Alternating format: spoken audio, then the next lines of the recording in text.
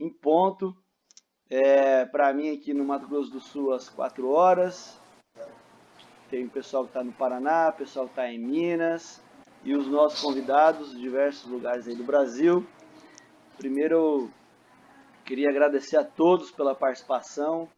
É um prazer ter um momento assim, no final do dia, um bate-papo com vocês sobre pecuária, sobre agronegócio.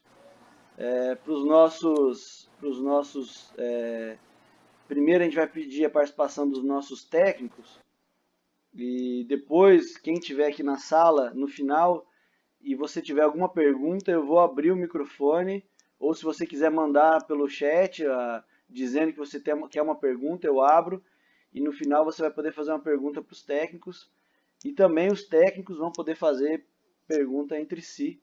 A ideia é justamente a gente bater um papo aqui sobre pecuária. Beleza? Vamos começar. Obrigadão de novo pela presença de todos. A ideia aqui da Valor Rural é justamente juntar boas pessoas que têm um pensamento para frente, dinâmico, um pensamento de uma pecuária lucrativa, de algo diferente, para a gente cada vez produzir mais, produzir melhor, aumentar a produtividade. Esse é o nosso objetivo. Quero só fazer uma introdução me apresentando. Eu sou o Guilherme Galan, diretor da Valor Rural. A Valor Rural é uma empresa de consultoria agropecuária que tem como objetivo aumentar o lucro de pecuaristas através da gestão. O que a gente faz é olhar números, desenhar a fazenda em números. Esse é o nosso objetivo, trazer gestão para dentro da fazenda, trazer uma orientação técnica que transfere, que responda em lucro, em resultado para dentro da fazenda. Esse é o objetivo da Valor Rural.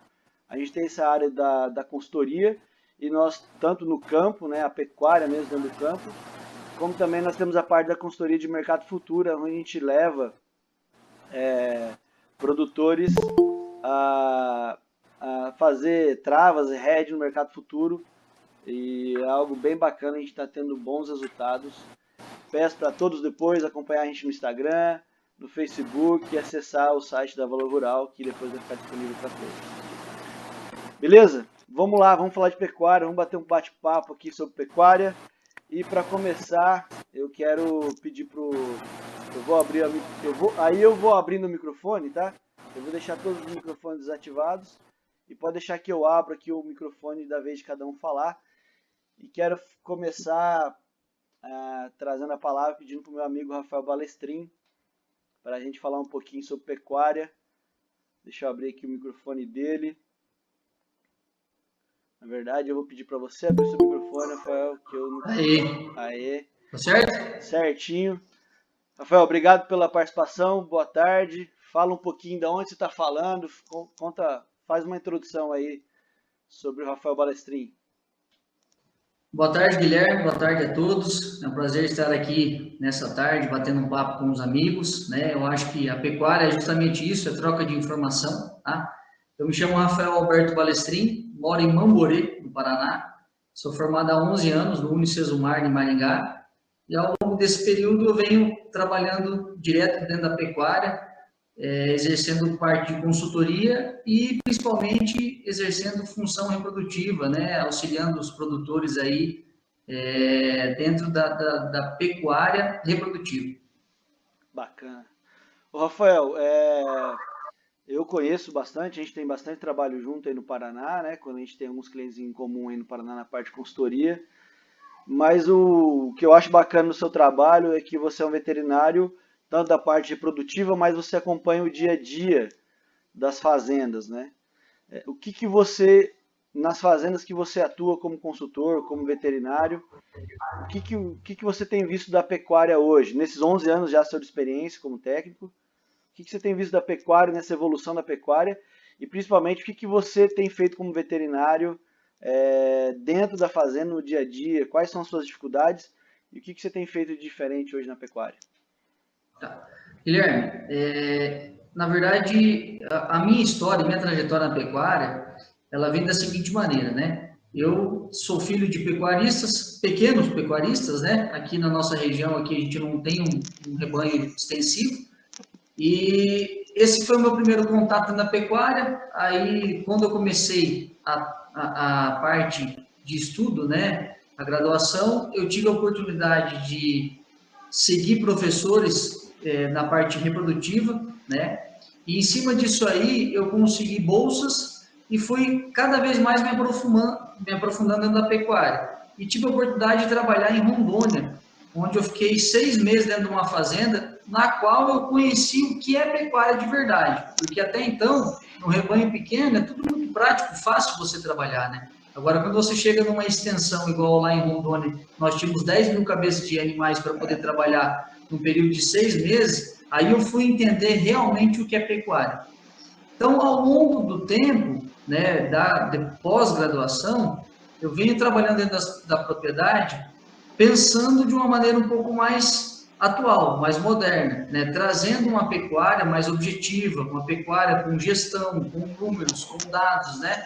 Eu percebi que lá atrás a pecuária um pouco mais tradicional, o pecuarista tinha uma margem um pouco maior de erro, né? Lá atrás as pessoas poderiam aguentar mais o desafio. Hoje a pecuária já não aguenta mais desafio, né? Hoje você precisa ter os dados todos na ponta do lápis para poder saber se isso vale a pena, se dá lucro e, o que é mais interessante, né? Evoluir dentro da própria pecuária na propriedade. Eu costumo dizer que a pecuária ela é muito versátil, não tem receita de bolo. Cada propriedade ela é única, né? Então, cabe a nós, como técnico, chegar dentro de uma propriedade, fazer a leitura, fazer o diagnóstico dessa propriedade e, dentro dessa observação, saber o que fazer, né? Então, respondendo a sua pergunta, hoje a gente trabalha mais focado em apresentar resultados aos pecuaristas.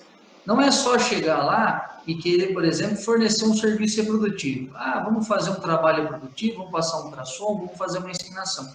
Esse não é apenas o nosso objetivo. Nosso objetivo é fazer essa leitura e encontrar os pontos falhos, ajudar a corrigir esses pontos, né? Muitas vezes a gente se depara com situações na qual o pecuarista está ali patinando, né? Fazendo um tipo de pecuária que para ele não está sendo rentável, né? Então, essa é a nossa função. Então, dentro dessa versatilidade, né, que a gente acaba trabalhando, nós encontramos um mundo à parte, né? Tem desde pequenos produtores a grandes produtores, né? E cada um é muito específico. Então, nosso trabalho realmente dentro de cada propriedade é fazer o pecuarista enxergar os pontos falhos e auxiliá-lo a encontrar o caminho para poder ter uma pecuária aí um pouco mais evoluída e ter lucro, né? Que é o que importa mesmo. E o que você tem visto de gargalo hoje aí no Paraná para implantar toda essa ideia ou para desenvolver a pecuária desse jeito? O que você tem visto assim de que geralmente é o que bate sempre mesmo e é um pouco mais demorado para ver os resultados dentro da fazenda mesmo? O que eu enxergo aqui é o seguinte, Guilherme, muitas vezes a gente se depara com um pecuarista agricultor, né? Aquele cara que tem uma propriedade na qual ele aproveita aquele espaço no qual ele não consegue utilizar para agricultura, então ele trabalha como pecuarista. Porém, esse lado pecuarista dele é um lado que ele está apenas aproveitando. Então, o que ele conseguir explorar e ganhar para ele está sendo válido, porque o foco, o objetivo principal dele é a agricultura. Quando você começa a questionar para ele sobre os índices, ele não consegue te responder nada, né? Se você pergunta para ele na parte da agricultura, ele vai te falar, olha, eu consigo colher tantas sacas, eu tenho um gasto de tantas sacas, mas quando você pergunta para ele quantos quilos de carne ele produz por hectare, ele não sabe responder, né? Quantos animais ele consegue produzir dentro daquele espaço de terra que ele tem. Então, o grande desafio que a gente encontra aqui no Paraná é trabalhar com esse pecuarista, dupla aptidão que eu digo, né? Que ele é agricultor e pecuarista. Né? Então, é você fazer ele entender que ele tem que ser agricultor e aplicar uma agricultura de precisão, mas também, se ele é pecuarista, ele tem que da mesma forma, né? uma pecuária, justamente. A empresa então, é a mesma, o maior problema é isso. Assim, né? Justo, tem a mesma cabeça. Então, esse é o nosso maior desafio aqui né, que a gente encontra nesse tipo de pecuarista. Aqueles que são pecuaristas mesmo, né, que já são em terrenos um pouco mais acidentados, né, a grande dificuldade é você levar a tecnologia dentro da propriedade. Então, você chega para tentar conversar com essa pessoa, discutir, explicar, você nota uma certa relutância, porque eles enxergam como um custo, não como um investimento na propriedade, né? Você vai falar para ele, por exemplo, que hoje você tem que investir numa tecnologia de nutrição de pastagens, né? Porque o boi, a vaca se alimenta desse capim, dessa pastagem, ele acha um absurdo você jogar adubo, você fazer uma correção dessa pastagem, né? Então, o desafio para esse tipo de pecuarista é a gente fazer ele aceitar a tecnologia porteira dentro, né? Utilizar essa tecnologia. Então, hoje a gente tenta trabalhar um pouco mais a cabeça dessa maneira. E o problema sério que eu vejo na pecuária é que o reflexo dela é a longo prazo. Diferente de uma agricultura, por exemplo, que a pessoa utiliza toda a tecnologia possível, em 4 meses ele vê o resultado. Numa pecuária, se você for trabalhar, por exemplo, com genética, você vai ver resultado ao longo de 3, 4, 5 anos. E aí é muito tempo para você fazer esse pecuarista enxergar esse benefício que ele está investindo no hoje, no agora, entendeu? Então é um desafio muito grande. Mas a gente está enxergando aí que as pessoas estão muito otimistas, né? A procura aumentou muito desse tipo de serviço mais técnico, mais qualificado. Eu acredito que uma parte é pelo valor, né? Está tudo valorizado, né? A arroba do boi está valorizada, isso estimula o pecuarista. Mas nosso trabalho em cima dessa mentalidade ainda é muito grande. E o que você tem visto, ou qual que é a sua visão como técnico e também pecuarista, para os próximos... E o Paraná tem uma característica diferente hoje em relação à livre de aftosa, né? Então vou pedir para você fazer uma análise de pecuária Paraná mesmo, não vou nem pedir a nível Brasil. O que você espera da pecuária para os próximos 5 anos aí, como pelo esse perfil que você tem se construído e os clientes têm atendido? O que é a sua visão para os próximos 5 anos de pecuária? Guilherme, é otimista. Eu acho que esse cenário ele vai perdurar por um bom tempo, né? Mesmo porque, se a gente parar para analisar, nós estamos aí mais de 7 bilhões de pessoas no mundo, então o mundo precisa comer, né? Então a gente precisa produzir alimento.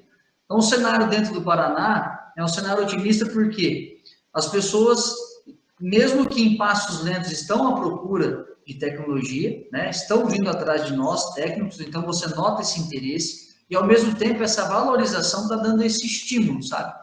A questão da abertura da aftosa, isso facilita a comercialização, né? Isso é um ponto favorável, positivo para nós. A gente sabe que isso aí é um problema muito sério. Nós tivemos lá atrás, no período que eu estava da graduação, a gente teve a falsa fitosa, né? Ou a fitosa política que o pessoal comentou, que vocês bem se lembram, né? Acabou fazendo com que o setor da pecuária tivesse passado por um problema muito sério, né?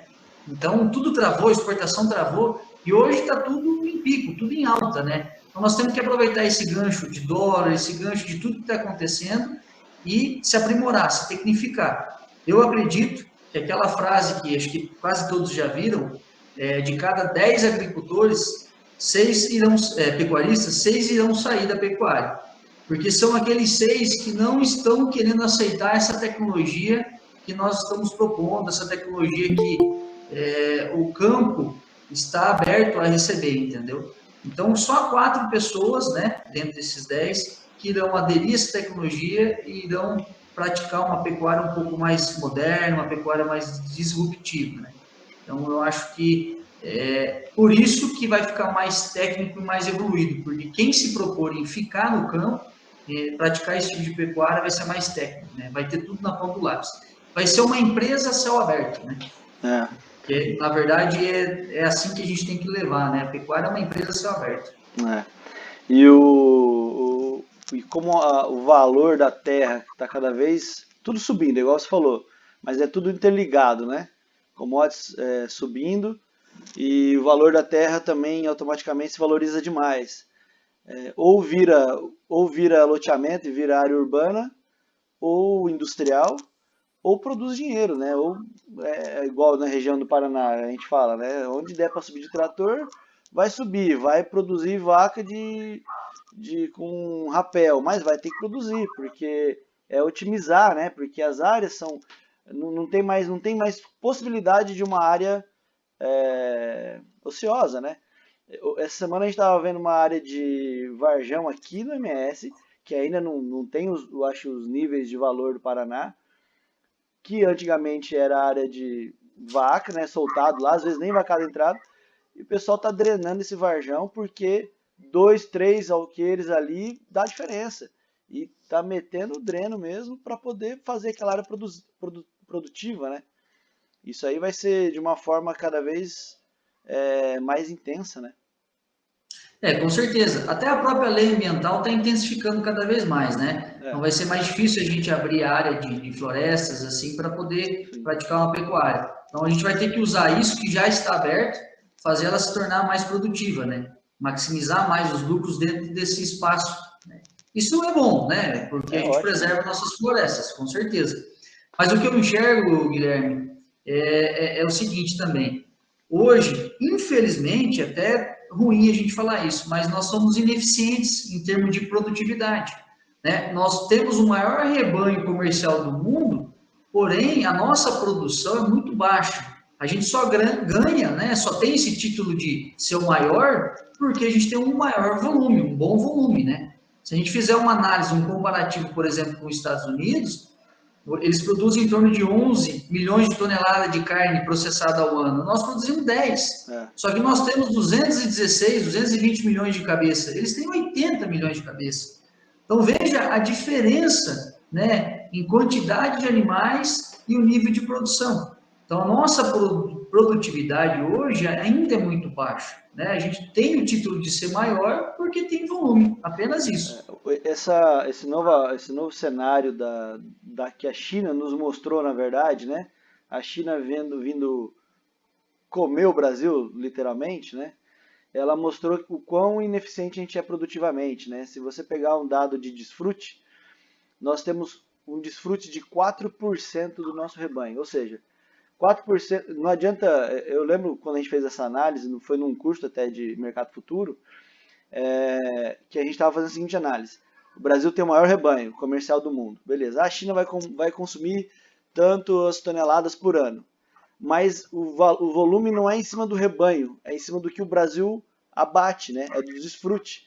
O nosso desfrute é muito baixo, é 4%. Então, se a gente tem 210 milhões de cabeça, só morre 9 milhões de cabeça, algo assim, se eu não me engano, uma conta meio de cabeça. Mas o valor não está em cima do tamanho da arroba, está do tanto que a gente consegue abater por ano. E isso mostra exatamente o que está falando, a nossa ineficiência, né? E a tecnologia vem para o negócio acelerar, né? Vem para Com certeza. acelerar cada vez mais. E a gente nos tornarmos produtivos e esse desfrute melhorar, né? É isso aí que vai ser o gargalo, né? Isso vai ser importantíssimo para os próximos anos, eu vejo isso. Sim, sim. E dentro daquela análise que eu falei, em torno de 10 pessoas, 6 ficarão na atividade, Uhum. é quem se propôs fazer isso aí, quem se propôs a melhorar a taxa de desfrute, né? Utilizar a tecnologia mesmo, porque senão, infelizmente, não vai conseguir. Ou o vizinho vai tomar conta da propriedade, vai comprar a propriedade, É, ou ele vai migrar, né? Ele vai arrendar, ele vai fazer um florestamento, se for terreno acidentado, ele não vai participar bem da isso. pecuária mais. Rafael, obrigado pela sua participação. Fica aí que a gente vai falar um pouco mais. Certeza vai sair uma pergunta boa para você aí. Eu Vamos lá, vou vamos continuar. por favor, desativar aqui o seu áudio e vou convidar uma a representante feminina. Não está aqui só por ser mulher, está aqui por ser pecuarista, empresária, além de ser parceira da Valor Rural, se tornou uma grande amiga. E eu fiz questão de ela estar aqui, ela está toda acanhada porque ela disse que não sabe fazer live, que ela não é desse meio, que ela não sabia o que falar, que ela não ela estava morrendo de medo do Marquinhos fazer uma pergunta técnica para ela. Falei, Elisângela, a sua participação é fundamental porque traz uma visão totalmente não do normal, mas assim, do que todo mundo espera, né? Eu vejo como... Bom, deixa ela falar um pouco. Lisângela, vou pedir que você abrir seu áudio, se apresenta um pouquinho, fala... Não, você abre o áudio aí, tá no mudo. Peraí, Aí, isso. deu certo? Certinho. Lisângela Beluco, por Deu favor, certo? se apresenta, fala um pouquinho de você e eu vou jogando as perguntas e você vai nos mostrando seu ponto de vista. Por favor, obrigado, viu, de coração, pela sua participação. Eu sei que está sendo, ela já foi para mim nos bastidores, está sendo um desafio, Um pouco. mas, por favor, fica à vontade. Tá, tá. Gente, primeiramente, é uma honra aqui ter recebido um convite do Guilherme, né, que é o meu parceiro lá na fazenda. E eu não sou técnica, e um dos meus colegas aí, o Carlos, o Marcos, o Rafael, né, que são técnicos. Eu estou aqui para dizer um pouquinho do meu dia a dia, o que aconteceu na minha vida, né, que eu sou arquiteta e estou saindo de paraquedas nesse mundo do agronegócio. E isso é recente, então eu sou só uma formiguinha perto de tudo que eles podem estar dizendo. Então eu estou falando da minha experiência mesmo. Da minha história, que eu vi também com o Rafael, de família de investidores do agronegócio, não vou falar nem só da pecuária, mas eles são investidores desde o meu avô paterno, depois os meus tios e meu pai junto. E há 2 anos eu tive o falecimento do meu pai. Meu pai, que era, na realidade, a pessoa que cuidava da parte do agro. A gente tem, até está saindo aí Beluco Estruturas Metálicas, porque a gente tem alguns segmentos de empreendimento e eu já trabalhava com meu pai, porém era o meu pai apenas que cuidava da área do agro, da pecuária, mais voltado para a pecuária mesmo, meu pai era, né? E há 2 anos atrás a gente teve o falecimento do meu pai, que foi algo que nos tirou o chão, e trabalhava eu, minha irmã e minha mãe já com ele, mas cada um num departamento. Eu trabalhava como arquiteta no departamento de construção. A gente tem uma empresa de estrutura metálica, eu cuidava mais dessa parte, minha irmã de outra e minha mãe de outra. E, de repente, a parte que meu pai tomava conta, a gente ficou, e agora? O que a gente vai fazer, né? Vamos arrendar tudo, vamos vender tudo, vamos fazer o quê? O Guilherme, nesse momento, apareceu para a gente e eu falei, bom, sentei com a minha irmã, com a minha mãe, falei, a gente tem 2 alternativas, né? Ou começar de uma forma de ver o que vai dar, ou tentar ter ali um conhecimento maior, um apoio de um técnico e ver no que dá. E eu estou aprendendo muito com isso, foi uma decisão certeira, né? O Guilherme nos ajuda muito, estou aprendendo muito. Então eu vim fazendo uma sucessão meio que forçada, né? E, enfim, acho que está indo, né? E hoje nós somos um grupo, então a gente tem chama Benco, que é eu, minha mãe e minha irmã, a gente tem alguns empreendimentos, e eu entrei mais nessa área. E a gente trabalha com a pecuária. A gente tem algumas outras coisas na parte do agro, falando assim, como investidora, mas não é o nosso forte é a pecuária. E vaca, né? O bezerro. Então, estou me aventurando, estou aprendendo, estou experimentando. E eu acho que é bem aquilo que o Rafael falou agora há pouco, e você não tem escolha hoje. Você tem que ir para a tecnologia, tentar se aprimorar, ter uma genética cada vez melhor, mais qualificada, senão você vai sair do mercado. Eu acho que é isso daí. É isso mesmo. Elisângela, obrigado pelas palavras. A gente está aqui sempre para ajudar. A história delas, né, da Elisângela, da Márcia e da mãe delas, mas as duas, de ter enfrentado, né? Eu acho que é uma história muito bonita. Eu queria que ela compartilhasse com vocês, porque realmente é uma história de superação, né? Pelo como ela comentou, que foi algo inesperado, né? O falecimento do seu Otávio, e elas abraçaram e estão saindo muito bem. Na verdade, eu quero saber dela como ela via a pecuária antes, né? Talvez não tão presente no campo, pelo fato do pai dela sempre estar mais à frente, e como que ela vê a pecuária hoje, porque vocês não acreditam, mas em dia de visita, em dia de vacina, ela tá lá na pegada mesmo, bota chapéu e vai embora e aí tá na pegada.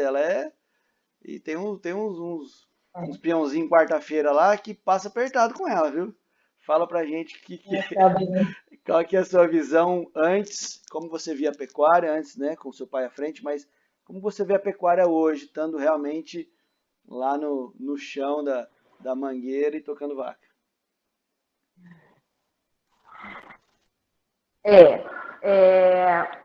Na realidade, eu acredito no que se você tem que aprender, para você mandar, você tem que aprender. Então, você só aprende pôr na mão na massa, né?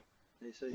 E me apaixonei, estou gostando cada vez mais disso daí tudo, igual o Guilherme está falando, eu tento ir para o pasto, tento ver de perto, se precisar dar toque, outro dia vamos dar toque, vamos ver como é que é isso, né? Então eu estou disposta mesmo a aprender tudo e mais um pouco nesse ramo, que está sendo uma nova paixão para mim, uma nova descoberta, na realidade. Eu não é que eu não tinha contato, na realidade eu sempre tive. O meu pai, desde pequena, levava a gente para a fazenda, para o sítio. Eu lembro muito bem, assim, que época de vacina, né? Maio e novembro. Era um acontecimento na família, assim, porque eram todos os homens, era uma enchida. Meu pai, meus tios, aí juntava mais um primo, mais um cunhado, não sei o quê, e junta aquela farofada toda e vai para a fazenda e passa lá 2, 3 dias vacinando, né? E eu lembro que era algo que o meu pai tinha carinho em fazer, eram 2 momentos no ano que ele dava muita atenção para isso, e de fazer toda a parte de sanidade, né, sanitária ali, das vacinas, da aftosa, do carbunco, enfim, da brucelose. Então, isso tudo eu ouvia muito, eu estava ali, eu estava vendo o que era, também não era cru. Mas, por exemplo, assim, para minha inspiração mesmo, eu não montava no cavalo. Né? Hoje eu monto, eu vou pro pasto, faço o que tem que fazer. Então, é igual o Guilherme falou, para mim é realmente uma inspiração e está sendo muito gostoso. O que eu vejo, assim, que a gente tem fazendo, agora vindo um pouco mais do que eu posso ajudar, a gente tem fazendo esse trabalho no Paraná e no Mato Grosso. E o que eu vejo, assim, que essa parte para o Paraná foi muito bom, né? Em 2019, ali, a gente teve essa ascensão da vacina da aftosa. Eu acho que depois disso, claro que o mundo está colaborando, tem todo esse gancho que a gente está falando, da alta do preço do boi, do soja, do milho. Isso está alavancando o nosso agro, né? Porque nessa pandemia tudo parou, mas o agro não, é o que está levando o Brasil para frente. E eu acho que no Paraná, depois desse fator do fim da febre da aftosa, nos abriu muitas portas. Né? Hoje eu acho que o Paraná, não corrija se eu estou errada, é 10º no ranking de pecuária. Mato Grosso do Sul acho que está em segundo, mas assim, hoje eu vejo grandes possibilidades dentro do Paraná, na pecuária. Tanto que no meu pai, a gente tem uma propriedade aqui, ele teve uma época que a gente tinha 2.000 cabeças aqui, porque aqui é uma terra maravilhosa, e depois, acho que quando deu essa aftosa política, até que o Rafael falou aí, deu uma caída e ele arrendou a terra para cana, foi diversificando soja, mandioca, cana.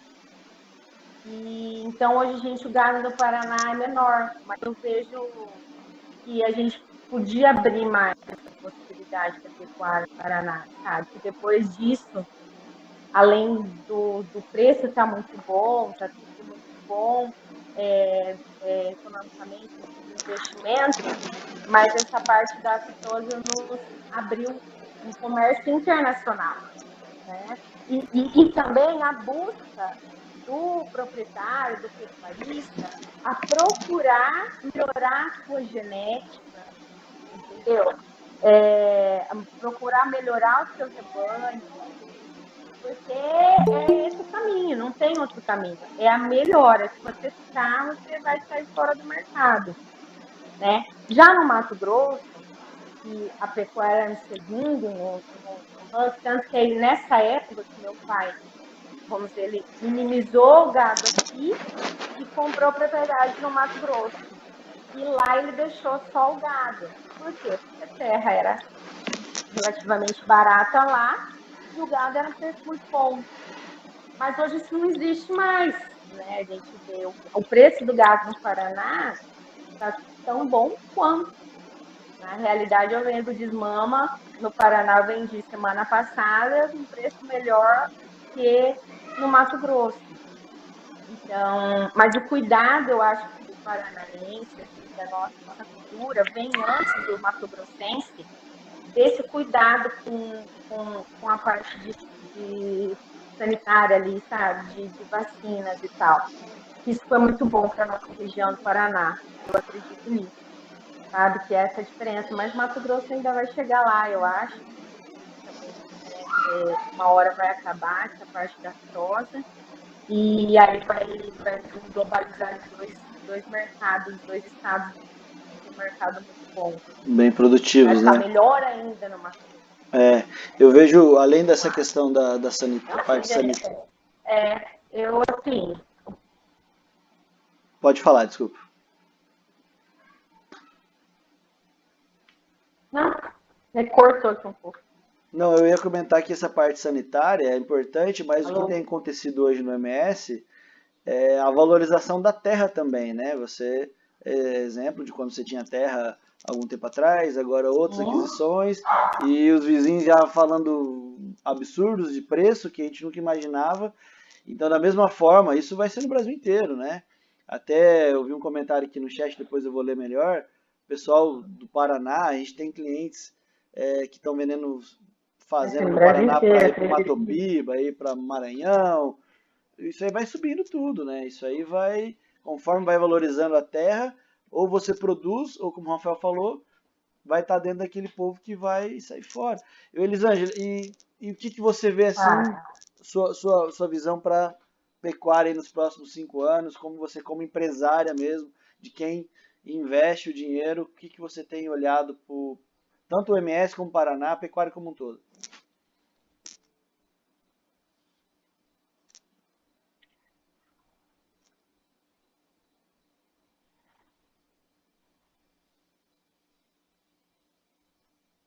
olha, eu acho que o mercado hoje está maravilhoso, né? Para isso, se a gente for pesar outros investimentos, eu acho que o agro hoje, a pecuária, o soja, o que seja, é vantajoso, né?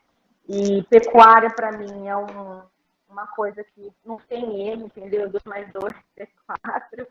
E a não ser que, né, aconteça um acidente, você perder ali, mas senão você vai estar sempre ganhando. E o que eu penso é o seguinte, que só tem a melhorar, né? Eu acho que o Brasil é o celeiro do mundo e o mundo inteiro está de olho no Brasil. Eu acho que nós vamos... comida todo mundo precisa e eu acho que nós temos um potencial gigantesco para isso. Eu acho que o brasileiro acordou para isso de que a gente tem que produzir mais em menos. E a única jeito que a gente vai conseguir fazer isso é usando a tecnologia, né? Usando ir correndo atrás e melhorando, vendendo coisa de qualidade, porque o comércio externo, né, internacional, ele é exigente. Então, e nós temos que correr atrás disso, porque isso é só a melhoria para nós, para o nosso bolso, para os nossos investimentos. E eu acho que é isso aí, a gente tem que correr atrás de tecnologia e procurar produzir mais em menos. Ótimo, excelente. É isso aí. Elisângela, fica com a gente aí na sala, brigadão. Se daqui a pouco surgir alguma dúvida, o pessoal vai anotando aí E obrigado de novo pela participação. Daqui a pouco vou deixar o pessoal perguntar alguma coisa mais para a Elisângela. Obrigadão. Vou só colocar o seu aqui no mudo, para não ter interferência, para não ter nenhum problema. Obrigada, valeu. Valeu. Agora eu vou chamar para esse bate-papo muito bom meu amigo Marcos Labori, vulgo Marquinhos, vulgo dono da Alta Genetics, vulgo dono do Zebu do Brasil. Marquinhos, ativa já fala a sua cabeça. Antes de ativa o seu som, vem falar com a gente aqui. E eu não deixei a Elisângela falar, mas eu vou já entregar para você. É apaixonada por Nelore, não quer saber de cruzamento industrial na fazenda dela. Eu já falei umas vezes, ela quase que ela me jogou fora da fazenda com vassoura, que ela gosta das vacas Nelore, de touro PO, e é lá na Crioulo, no MS, é só coisa linda, branca mesmo. Mas, Marquinhos, obrigado pela sua participação, sabe que é uma honra você estar aqui com a gente nessa tarde, batendo um papo. Se apresenta um pouquinho, fala um pouquinho da sua história, eu sei que ela não é muito longa, né? 40 anos de Zebu, mas fala um pouquinho com a gente, Marcos. Obrigado. Fala de onde você está, fala um pouquinho de você. Se quiser falar da parte pessoal, técnica, fica à vontade. Obrigado pela participação. Boa tarde a todos.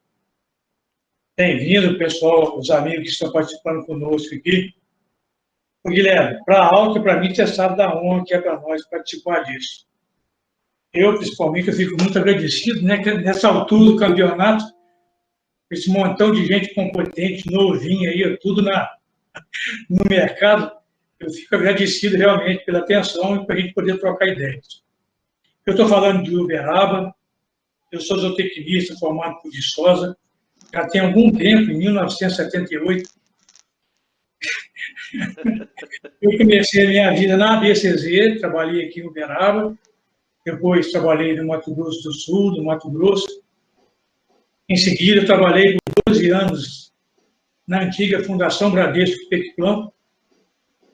Fui depois para a Nova Índia, quando a Pequiplan virou ABS, eu fui trabalhar na Nova Índia. E hoje eu estou aqui na Alta Genetics, em Uberaba, já tem 16 anos. Para variar, né? Praticamente 42 anos de Zebu. 42 anos de Zebu. É muita coisa, Marquinhos. A sua bagagem, a sua experiência é fenomenal e sua simpatia. O Marquinhos, eu conheci ele quando eu trabalhei na Alta, de um Zé Orelha igual eu até o cara mais renomado, ele atendia igual, conversava igual, então eu tenho um respeito pelo Marquinhos demais, pela história dele técnica, pela pessoa dele. Ele está onde está porque merece e trabalhou muito para isso, né, Marquinhos? Graças a Deus. Marquinhos, vamos lá, brilhanta para nós aqui um pouco da sua experiência. Você falou 40 anos, 42 anos de Zebu, viu a inseminação, Rafael. Esse homem viu a história da inseminação no Brasil, porque nós estamos falando de Fundação Bradesco, que foi a primeira instituição que trouxe inseminação artificial para o Brasil, praticamente, né, Marquinhos? Depois Nova Índia, que foi praticamente a primeira central. Marquinhos, fala um pouquinho dessa evolução da inseminação artificial, que nós estamos falando de tecnologia, e também do Zebu. O que era o Zebu há 40 anos atrás, o que é hoje, na sua visão como técnico? Nossa, como diz o mineiro, diferenciou demais, né? Eu me lembro que quando eu comecei, em 87, com inseminação artificial, lá na Pequiplan, nós inseminávamos por volta de 2,5%. Hoje nós estamos com quase 20%. Quer dizer, mas você pensando assim, como o Rafael falou, né? Se você pensar em termos do volume de fêmeas de matrizes que nós temos, ainda é insignificante, né? Nós ainda dependemos muito da nossa bezerrada, que produz, que vai virar um boi magro, que vai virar um boi gordo. Na maioria é filho de boi de boiada, cabeceira de boiada, né? Então, a gente vai viajando, independente onde a gente está. A Alta tem muitas representações, e de Santa Catarina até lá no Pará, a gente viaja o ano inteiro. E a gente vê que essa bezerrada não é normalmente o que nós queremos, principalmente quando a gente fala em relação a vocês aí do Paraná, de Santa Catarina, já isolado, buscando um outro produto. como aqui foi falado agora há pouco, né, com um mercado muito valorizado, a Elisângela já falou, a diferença que tem hoje na mercadoria de vocês, a gente vê que evoluiu muito, né? O Nelore eu comecei a ver, quando eu cheguei aqui em Uberaba, em 78, é aquele gado meia-orelha, que a gente chamava, né? A presença do giro era muito forte.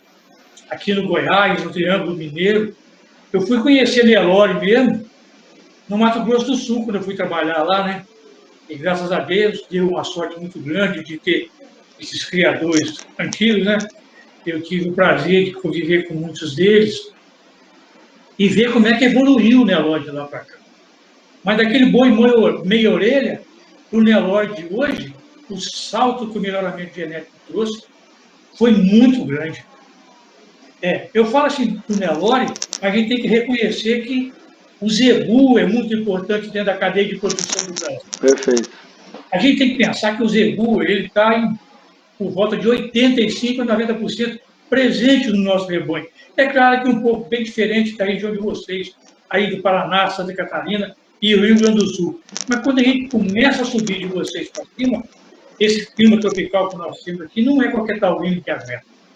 Então, o zebu, ele tem uma importância muito grande e, ao mesmo tempo, ele tem uma deficiência muito grande. A gente sabe que os programas de carne que tem hoje, eles têm uma dificuldade muito grande de colocar o zebu. O zebu não é precoce, ele é mais tardio, diferente do europeu. Mas, em compensação, ele é muito rústico, aguenta tudo. Um monte de desaforo que a gente faz, né? Mas a evolução, ela vem vindo assim de uma maneira muito forte. Eu sempre falo assim, eu quero ver daqui a 5 anos. Chega 5 anos, o negócio deu um pulo tão grande que antes dos 5, o negócio já está mudando. E hoje eu comecei a falar que eu queria ver daqui a 10 anos. Hoje a gente olha isso aí, eu fico impressionado com as raças que tem. Como é que o zebu evoluiu. É claro que o Nelore, por dentro desses 85%, 90%, ele tem quase 90% de presença, torna o Nelore, viu, Elisângela? Com uma preferência muito grande. Gosto também. Uma coisa que eu chamo muito atenção, o criador de Nelore, é que o nelorista, o Nelore, chamou a atenção de empresário. E isso ajudou ele muito. Não é que ele não vendia, ele vendia, mas cobrava. As outras raças tinham dificuldade em vender. Ah, não, eu não vendo por causa disso, isso é meu, isso aqui está na família do papai, da mamãe e assim por diante. E o Nelore evoluiu demais. Os saltos que o melhoramento genético deu, nossa senhora, eu comparava. Gente, olha só como é que nós tínhamos um plantel que predominava o gir. O Sr. Torres mesmo falou que na importação o que valia dinheiro era o gir. O Nelore não valia nada, para a gente ver onde nós chegamos. Ô Marquinhos, fala, eu nem tinha combinado isso com você, se você tiver de cabeça, eu sei que você tem, para a gente ter uma ideia, um indicador, um índice isotécnico, por exemplo, de 40 anos ou de 20 anos atrás e de hoje, assim, quanto tempo demorava, por exemplo, para uma novilha, quando uma novilha Nelore entrava numa estação de monta, ou ganho de peso, ou peso de desmama, fala um indicador para a gente ter uma ideia de tão distante que foi essa evolução. Aí você deve ter de cabeça. Nossa, eu até nem botei ele aqui, falei, eu não vou discutir isso lá hoje. Como o Rafael falou em Gurinha mesmo, a gente tem muita pouca informação. A gente aqui na Alta, quando entra para dar consultoria na propriedade, o cara não sabe qual o índice de prenhez dele, qual o índice de desmama dele, qual o peso da desmama, quanto que foi. Aí, quando você pergunta se você tem balança, aí é o caos. Não, eu vou falar uma experiência que eu tive o ano passado. De vez em quando eu participo de umas aulas do REAC. Eu estava lá no Pará. Nós tínhamos 27 pessoas dentro. E das 27 pessoas, nós tínhamos ali na sala mais ou menos 30 mil vacas. E discutindo índice realmente, peso de desmama, eu perguntei qual que era o peso médio, quantidade de vaca, né? Aí um falou 180, 190, 210. Aí um falou assim, 187,5. Eu achei interessante a pergunta, né? Falei, nossa, que interessante, 187,5, isso aí é muito bom. qual que é a sua balança que você usou lá? Foi aquele silêncio na sala, assim, né? Aí um começou a rir, o outro começou a rir, de repente foi aquela gargalhada. Né? Rapaz, 30 mil vacas não tinha uma balança no propriedade. Não tinha uma balança. Os índios que nós pensávamos, né? A gente matava boi leve, né? Uhum. A gente matava boi com 5 anos. Hoje nós matamos um bezerro, entre aspas, né? Um super precoce, com 18 arroba. Eu estou olhando aqui agora, de um resultado que um amigo meu me passou agora. Ele matou a boiada Nelore dele agora com 19,5 arroba, com 23 meses. Olha aí. O negócio evoluiu demais, né? Era uma pecuária que a gente falava que amarrava cachorro com linguiça, né, Guilherme? É verdade. Porque ninguém sabia nada, não. Quantas vacas tinha, o cara vendia. A boiada realmente era cara. Você vendia uma boiada, pagava a despesa da fazenda. Eu sou de Muriaé, Minas Gerais, lá perto de Juiz de Fora, né? Aí o cara vendia alguma coisa que ele falava, vou comprar um apartamento lá em Guarapari. Você pegava esses aqui, não era isso mais ou menos que a gente fazia, comprar um apartamento na praia, uma caminhonete.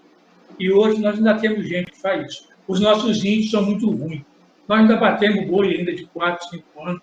As nossas filhas emprenham ainda com 3, 4 anos. Elas deixam em média de 3 a 4 crias da fazenda, sendo que nós estamos sonhando hoje matar uma vaca, descartar uma vaca com 10 anos, nós deixamos 9 crias na fazenda.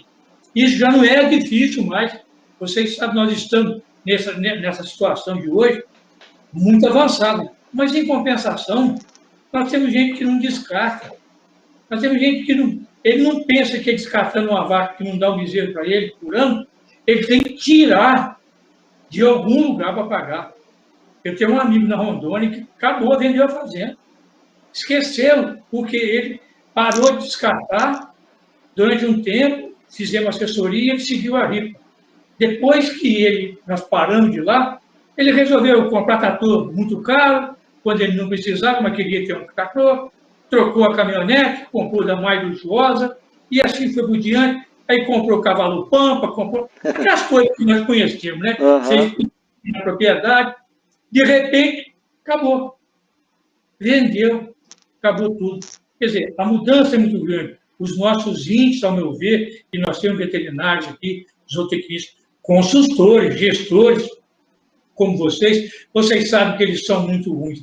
Eu prefiro muito, sim, em vez de falar dos índices, eu prefiro falar que nós temos hoje uma tecnologia de ponta, mas temos também propriedades, um problema de gestão, um problema de sucessão, como a Elisângela falou aí. O caso dela foi uma infelicidade, mas nós temos muita gente hoje que não quer, muito herdeiro que não quer, obriga de herdeiros, um rolo, sucessão hoje. Eu fiquei até sabendo que agora tem faculdade de gestão de propriedade. E eu nem sabia disso. Marquinhos, você acha que desses pontos aí do gargalo, talvez essa falta de gestão, essa falta de números, ainda é um gargalo, né? Você conhece fazenda no Brasil inteiro. Você acha que esse é talvez, muito mais do que outros pontos, esse seria a tarefa de casa principal do pecuarista hoje? Pai Guilherme, eu tenho, do mesmo lado que eu falo que tem muita coisa ruim, me impressiona a nova geração, uma geração de 30 a 45 anos, que está chegando, que normalmente ele não estava na fazenda. Recentemente eu estava na área de Coxim, semana atrasada, e na região de Três Lagoas, com 3 empresários. Os pais, com a pandemia, isolados na fazenda, mas os três jovens tocando isso. Gestão é a chave do negócio. Nós temos uma cliente em Carlos Chagas, que é a doutora Larissa, do Tabapuã da Ieda. Quando eu olho os lados da Larissa, os dados que ela tem, ela está conosco há 7 anos, os dados de reprodução dela são extraordinários. Ela era um gado mestiço, muito voltado para o holandês, Gia, essas coisas, optou por Tabapuã e hoje tem uns índices extraordinários. É claro, né, como volto a chamar o que o Rafael falou, você tem nutrição, você tem sanidade, que sem isso a genética não vai. Não desenvolve, né? Não responde, né? Gestão, né? Por exemplo, estou vendo aí a Elisângela falar, ela não sabia de nada, ela teve que pular dentro. que ela fez? Não sabia de nada dela, contratou um gestor. Tem que saber, a pecuária, quando a gente vê comparativo com a lavoura, eu fico encantado, né? Você pega aí, o cara paga pela qualidade da semente. Uhum. Porque ele sabe que vai dar um produto melhor, ele vai ter melhor rendimento, né? Aí o pessoal vem muito aqui, eles acham que a empresa nossa, a genética chegando na fazenda está solucionando o problema. Às vezes ele quer lá um touro de alta produtividade, de alta margem de ganho, e depois ele reclama que esse touro não deu resultado. Você vai lá ver, ele não deu comida. Quer dizer, nós sabemos hoje como é que é isso. Não é o fato de eu colocar alguma coisa em ação que eu tenho resultado. Você precisa ver hoje a qualidade de bezerro. Bezerro hoje bateu R$3.000 em São Paulo e no Mato Grosso do Sul. Uhum. Eu tenho uma regional, nós temos uma regional em Leopoldina, lá perto de Juiz de Fora. Tem pessoal buscando gado na região, vindo cá do Mato Grosso, vindo aqui do Triângulo, vindo do norte de Minas. Você já pensou? Vai lá e paga, vai no Espírito Santo pagar. Meu amigo Geraldo Serrão. Quando você olha o que acontece com isso, você vê que o desempenho da propriedade, produzir mais, verticalizar, é a solução. Sem gestão não acontece, não. É verdade. Não, sem dúvida. Isso aí é o ponto, né? A genética ela só é expressada com manejo, com nutrição, né? Não tem segredo, né? Até o nosso amigo comentou aqui, ó, se não tiver manejo adequado, não tem tecnologia que funcione. Se você comprar um trator, a melhor colhedeira e deixar ela parada lá embaixo do barracão, não vai mudar nada. Se colocar um operador ruim também, vai ser pior ainda. Era melhor ter deixado um tratorzinho lá para ele. É a mesma coisa, a genética, tudo tá interligado, né? E não tem muito segredo, né? É esse ponto. Guilherme, eu acho que hoje é uma interação, né? É. Porque quando eu olho, tem a genética, tem um ambiente, a interação genética-ambiente. O que influi nisso? Clima, mão de obra, divisão de pastagem, aguarda, comida, pastagem boa. O que adianta eu dar um suplemento para o animal e a mãe não teve uma condição boa de gestação? Uhum. A gente sabe que hoje, entre o quarto, quinto e o sexto mês, é o que forma o comprimento de fibra, é o que forma o tecido adiposo. Então, eu tenho lado a lado uma fazenda que cuida de uma fêmea de gestação e a outra que não cuida, os dois usam o mesmo touro e os resultados são diferentes. São diferentes. A gente fala muito disso lá na nossa consultoria Programação Fetal, né?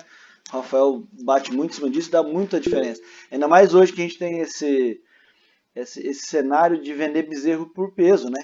Acabou aquele negócio de vender bezerro por pé. É peso, então o cara que não tem balança tá lascado, né, Marquinhos? E não tem como o comprador pagar pela qualidade no visual. O peso fala se o bezerro é bom ou não, se a mãe é boa, se o manejo da fazenda foi bom, né? Isso aí é fundamental. E eu achei bacana também, até eu estava conversando com o Marquinhos essa semana, eu queria passar mais umas 2 horas conversando com o Marquinhos aqui, que é um posto de conhecimento e experiência, mas eu comentei com ele esses dias, a gente estava trocando uma ideia até mesmo para organizar aqui, e eu perguntei para ele, acho que é um dado bem interessante, eu falei assim, Marquinhos, de todas as fazendas que você atende no Brasil, que não são poucas, quantas fazendas são de genética, são voltadas para a produção de genética, né, produz touro e tudo mais, e quantas são de rebanho comercial, né, que buscam a assessoria do Marquinhos. E eu me impressionei, porque de tudo que você me falou, Marquinhos, hoje são poucas fazendas que chamam a sua especialidade para fazer uma apartação de lote, para fazer melhoramento para produção de touro, vamos dizer, né? A maioria é para produzir carne mesmo, né? No meu caso, sim, né? Eu comecei na Alta trabalhando como gerente técnico, né? E hoje eu sou um técnico de corte, um consultor. Com o tempo, né? Eu fui ficando eu achei muito mais interessante trabalhar com esse tipo de gado, porque ainda tinha aquele tipo de gado mais voltado para a pista, e eu não me dei bem nisso. Hoje nós temos excelentes plantéis que trabalham conosco. A Alta tem uma gama de fornecedores de genética de todas as raças muito grande. Particularmente, eu que trabalho com porco com isso. Eu trabalho na sede de clientes que eu trabalho por volta de 8 rebanhos PO. A maioria é comercial e grande mesmo, que busca realmente rendimento, busca dinheiro. Eu tenho uma frase que eu gosto muito, que é buscar din-din. Dinheiro, eu uso muito isso aí para criador. E quando você olha essa competição, porque na verdade tudo é preço de arroba, né? Se um tourinho vale, tá bom, R$9.000, vamos arredondar um arroba de 300, 30 arroba. Eu faço muito uma conta que um bezerro PO ele tem que valer no mínimo 2 bezerros comercial. Então, se eu tenho um tourinho, um boi de 18 arroba, eu tenho que pensar que um garrote tem que valer no mínimo 36. À medida que você começa a agregar qualidade, ferramentas, hoje nós temos ferramentas demais, olha o que o melhoramento genético fez, olha a precocidade, o que ganho que eu tenho hoje, a quantidade de novilhas prenhes hoje, entre 14 e 18 meses, é maravilhoso, é fantástico. Eu penso muito assim, né? Se eu conseguir emprenhar uma novilha com 2 anos, ela me pare antes dos 3, está muito bom, uma vez que nós sabemos que a maioria não é assim. Mas hoje nós temos rebanho com reposição muito grande de novilhas entre 14 e 16 meses. Isso é impressionante. Isso é impressionante. Não é para qualquer um, não, né? Vamos falar a verdade. Não. Isso aí, alga precocinha, ela depende muito. Porque às vezes você consegue emprenhar, ou ela não consegue parir, ou para um bezerro ruim, e você não segura ela, você não cuida dela, e não vai cuidar do bezerro, ela não vai virar nunca uma primitiva. Não, O desafio é grande, mas é o que você falou, tem muita ferramenta na mão e já é uma realidade, né? Não é um futuro, não, é uma realidade. Trabalhar com esse animal, com melhoramento genético, buscando esses números. Cada vez o animal que emprenha mais rápido, que te entrega mais bezerro, que entrega mais bezerro pesado, mas tem que dar condição, sem dúvida nenhuma. Marquinhos, fala pra gente, pra a gente não alongar muito, o que você espera aí para a pecuária dos próximos 3, 5 anos? Com 68 anos, eu espero viver pelo menos mais uns 80, para me ver o que vai acontecer. Mas, na verdade, eu vejo um futuro muito grande. Eu falo muito com meus filhos, né? Na hora de parar, se eu parar aqui, eu morro. Estou aqui em casa, nesse cantinho. Ainda bem que eu falei, vou preparar um cantinho lá no fundo da minha casa, que ninguém me perturba, e eu tenho meus negócios, eu fico lá. Você vai ver, que aqui tudo é zebu, que envolve chapéu, eu me sinto em casa aqui. Mas eu prevejo assim, eu penso que vai evoluir demais. Nossa, a Alta está começando a trabalhar agora com embrião. Eu já tenho cliente que trabalha com isso tem 5 anos. Isso abre uma perspectiva futura para o mercado que a gente não tem nem ideia. Quando a gente pensa nesse potencial, nesse número de fêmeas que nós temos para trabalhar e no mercado que se abre, nossa senhora, gente do céu. Não, as perspectivas são muito grandes, eu tenho uma confiança muito grande, só quero que Deus me dê saúde para me acompanhar vocês mais de perto. Amém, vai dar sim, Marquinhos. A gente quer ser mais uns 80 anos aí, na ativa, vendo Nelore e ajudando a gente a aprender, a produzir cada vez mais. Marquinhos, fica a gente aqui, que daqui a pouco tem certeza que alguém vai, porque tem muita pergunta para você sair também. Obrigadão mais uma vez pelo seu tempo, pela sua participação, pela experiência. E agora eu quero chamar para esse bate-papo. Deixei por último, não por ele ser menos importante. É um prazer, obrigado, Marquinhos. Só pela linha de raciocínio que a gente está falando de pecuária, veio o Rafael, veterinário, o Marquinhos, zootecnista, a Elisângela como pecuarista, empresária. E agora eu quero apresentar vocês e chamar para esse bate-papo o Dr. Carlos Tonetti, que vai bagunçar a conversa aqui agora, porque por mais que ele seja agrônomo, ele vai apresentar, e nasceu, é pé vermelho, lá de Campo Mourão, nasceu no meio da roça. Hoje a linha dele é um pouco diferente, porém não menos importante. E já que a gente está falando de futuro, presente e futuro, eu quero chamar o nosso amigo Carlos Tonetti para participar um pouquinho com a gente aqui. Liga o microfone, Tonetti. Obrigado de novo pela sua participação, pelo seu tempo. E se apresenta um pouquinho, fala um pouquinho de você e daí a gente já vai para desenvolver um pouco sobre agronegócio e pecuária. Perfeito. Vamos lá, Guilherme. Primeiramente, obrigado pela oportunidade de estar aqui hoje, nessa tarde, para a gente conversar sobre essa área técnica, conhecer esse pessoal, esses especialistas que falam muito bem da experiência que eles tiveram. Espetacular, obrigado por essa oportunidade de estar aqui trocando essas experiências. Bom, como você disse, eu sou nascido e criado em Campo Mourão. Meus pais, meu pai principalmente, né, família toda do agro, então até meus 13, 14 anos eu tive sempre muito dentro da fazenda, dentro de sítio. Meu avô também tinha toda a questão de propriedade, então eu cresci nesse meio. E depois acabei saindo um pouquinho, né, me distanciei um pouco, saí de Campo Mourão para estudar, e o que me chamou mais a atenção na época de estudo foi o mercado financeiro. Eu acabei me distanciando um pouquinho dessa área do agro durante um tempo, e no mercado financeiro eu me aprofundei a partir de 2005 a entender o mercado como um todo, o mercado de uma forma mais macro, né? Então, em 2005 eu comecei a estudar bastante a questão de operações de bolsa. Em 2009, 2010 eu trabalhei em uma corretora, trabalhei na própria XP Investimentos, cuidando de operações de mercado.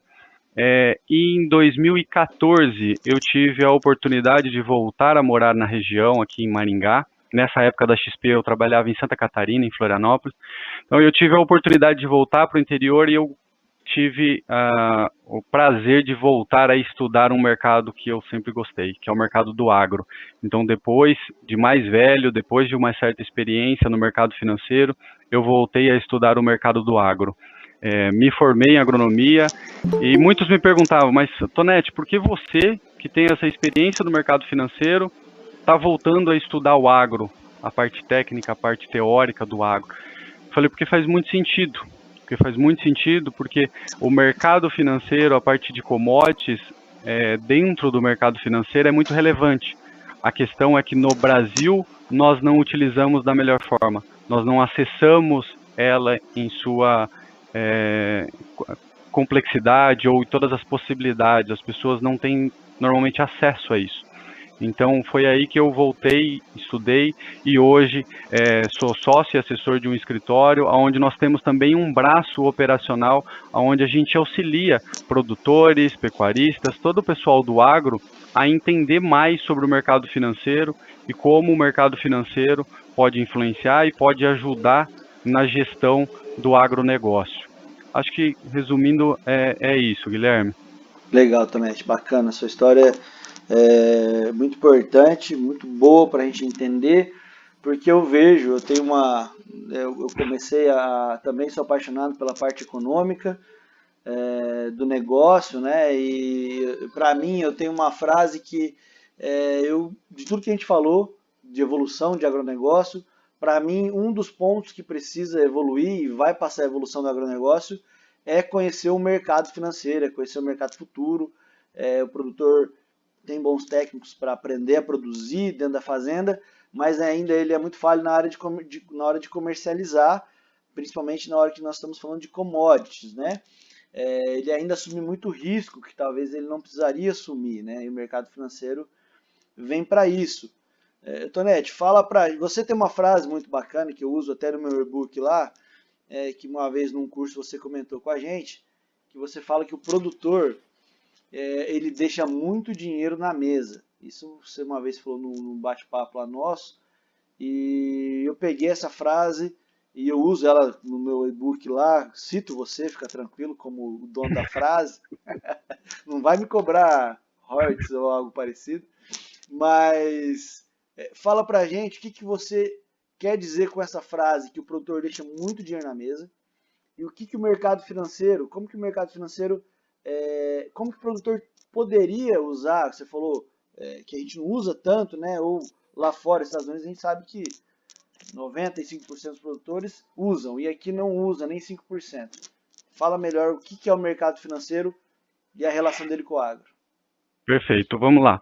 Eu falo para as pessoas que elas deixam muito na mesa, porque é muito do que foi falado pelo Marcos, pelo Balestrin ali, pela Elisângela, que é uma questão de gestão. Na área do agronegócio, mais para a parte de grãos, a gente vê uma melhora na questão de produtividade dentro de áreas muito grande nos últimos anos. Na pecuária, nem tanto, mas eu acredito que tende a acelerar daqui para frente. Mas a gente vê uma melhora na produtividade. O que a gente precisa ver a partir de agora é uma melhora na gestão, é no cuidado da propriedade como uma empresa, como um negócio. Isso que vai trazer perenidade, sucesso, sucessão entre os familiares, é um negócio que vai durar muitas mais gerações. Então, essa questão de deixar o dinheiro na mesa é uma questão do agro, ele não ter essa visão macro de que, às vezes, ele tem uma alta produtividade, perfeito, dentro de porteira ele está fazendo tudo muito bem feito, mas a hora que sai da porteira dele, nem sempre ele tem cuidado, nem sempre ele tem uma gestão de risco, nem sempre ele tem noção de como o mercado está precificando aquilo, qual que é a influência que o dólar tem, qual que é a influência do mercado internacional, Bolsa de Chicago. Então, o produtor, ele sempre deixou isso para fora da propriedade, ele sempre terceirizou isso. E o que ele precisa fazer, aos poucos, é ir trazendo isso para dentro da propriedade, para que ele entenda as ferramentas que ele tem disponível, para que ele vá inserindo isso aos poucos e tenha uma melhor gestão da sua propriedade. E deixe de terceirizar essa tomada de decisão para outros, que normalmente essa tomada de decisão ela tem custo. Então você está deixando esse dinheiro na mesa que alguém está pegando. A partir do momento que você faz uma trava, faz uma operação com o seu produto, você precisa saber qual que é a cadeia dessa operação, como que ela se encaixa, como que ela é feita, porque ali você pode estar deixando de ganhar dinheiro. Talvez você não esteja perdendo, mas você pode estar deixando de ganhar. E a maior parte das vezes, o produtor nosso tem isso, ele deixa de ganhar, não que ele esteja perdendo. Mas isso é uma falta de gestão e eu acredito que isso vai melhorar com o tempo. Falando com relação a possibilidades que o mercado financeiro disponibiliza. Você mesmo comentou, fora do Brasil é muito comum o produtor ou o agronegócio utilizar diversas ferramentas. Bolsa de Chicago, travas, operações de hedge, muito conhecidas, mas pouco utilizadas ainda pelo mercado.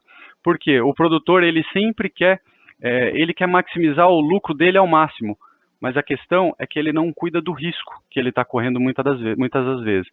E o mercado financeiro ele vem para ajudar nessa estabilidade.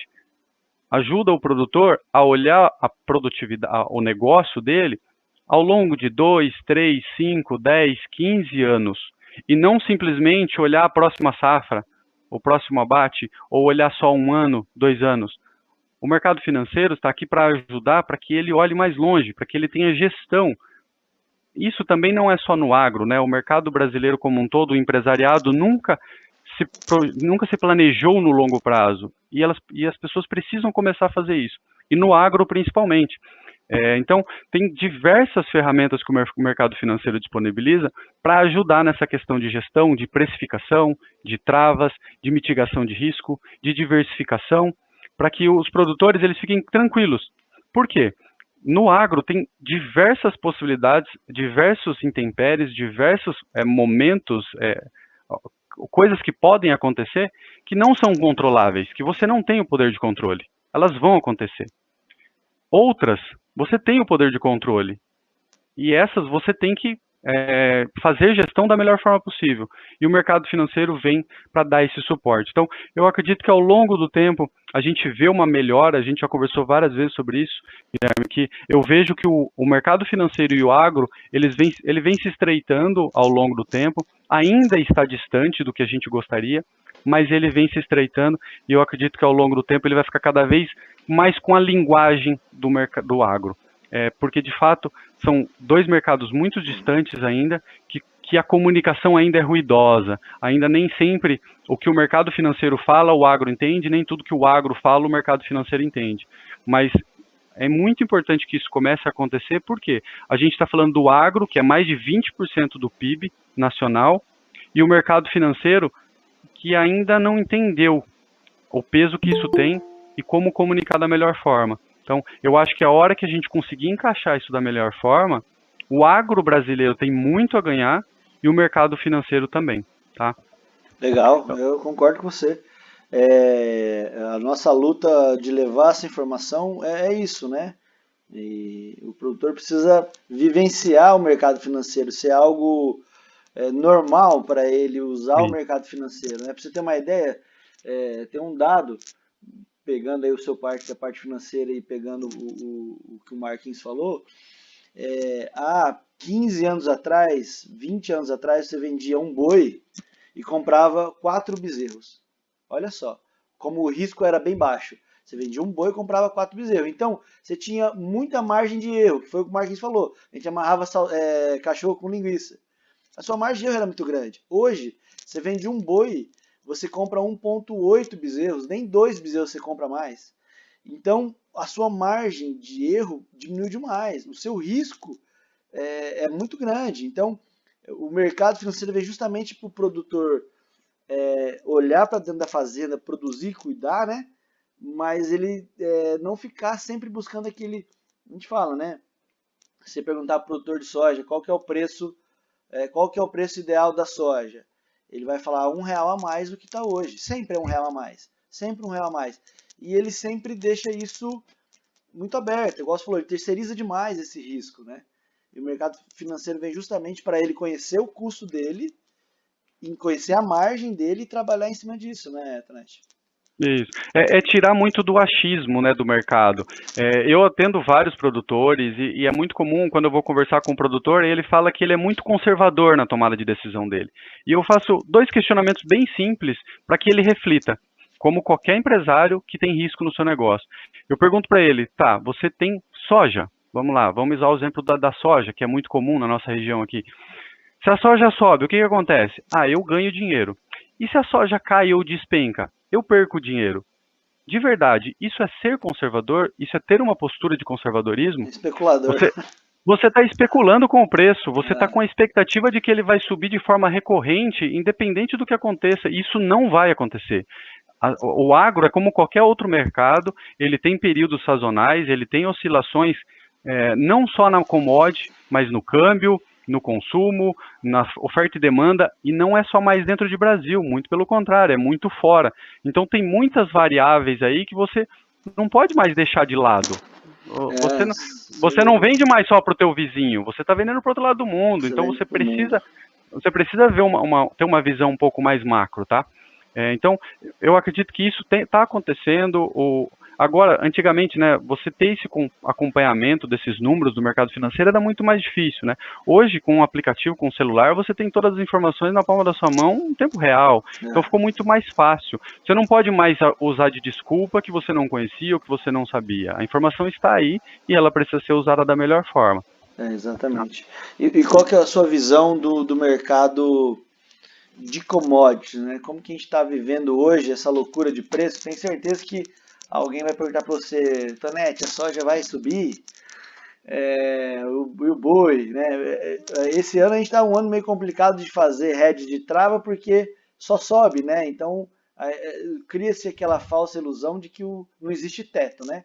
A gente falava de arroba 250, agora de 300, agora 350, e a soja, a gente travou soja a 98 achando que era maravilhoso, e entregamos soja agora a 160, chorando as pitangas. Como que é a sua visão de commodity, né? Como agrícola? O que você tem visto o mercado de commodity hoje? O que a gente tem visto aqui é que realmente a gente tem uma demanda muito alta internacional.